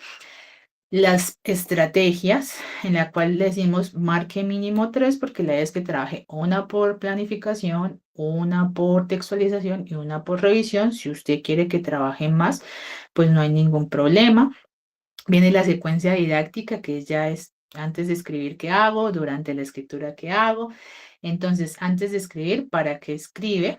Aquí tenemos el propósito, la audiencia, que fue lo que también respondimos anteriormente, y la idea es que hagamos esa instrucción para que efectivamente quede claro qué es lo que queremos que ellos logren. Durante la escritura, que es la parte de la textualización, entonces vamos a darle la instrucción de cómo queremos que escriba, cuántos borradores quiero que haga, y después de escribir lo que acabamos de hacer. O sea, qué estrategia de revisión utilicé, qué instrucción le voy a dar, qué quiero que revise, qué quiero que tenga en cuenta cuando él revise, digamos, su propio escrito o le revise a sus otros compañeros. Y la última que también es muy importante y es la evaluación. O sea, ¿qué me va a entregar? ¿Qué quiero que me entregue? ¿Un borrador solamente? ¿El texto final? ¿Solamente el organizador gráfico? O, por ejemplo, en otros podríamos decir que me entregue el organizador gráfico y el texto final. Y con eso yo le doy claridad a lo que quiero que el estudiante realice, y la idea es que yo proponga los criterios de evaluación para calificar el texto. O sea, ellos siempre tienen que tener claro qué se les va a calificar. Entonces, primero, que el texto sea coherente. Segundo, que use signos de puntuación y conectores. Recuerden lo que les decía, ser específicos. Que use al menos 3 signos de puntuación y 3 tipos de conectores a lo largo del documento. Que haga citaciones en normas APA, séptima edición, que el texto contenga 2 páginas, 3 páginas, o sea, siempre darle como estos criterios. Aquí pues hay una opción de 3, pero ustedes colocan los criterios que consideren específicos, y cuando ya vean la parte de rúbricas, pues ya se van a dar cuenta que si elaboran una rúbrica para el trabajo de lectura y escritura, pues es mucho más fácil cuando estemos haciendo entonces la parte de la calificación de estos textos. Entonces, procedo, profes, a publicarles esto en el Classroom. Ahí les voy a colocar las 3 plantillas. ¿Dónde está? Diplomado. Este es el módulo 6. Listo. Entonces ahí les publico esas 3 plantillas, que la idea es que las tengan pues en cuenta y si las necesitan las puedan usar cuando necesiten hacer trabajo de lectura crítica y producción textual. Y ya con esto pues entonces cerramos esta segunda clase que es de producción textual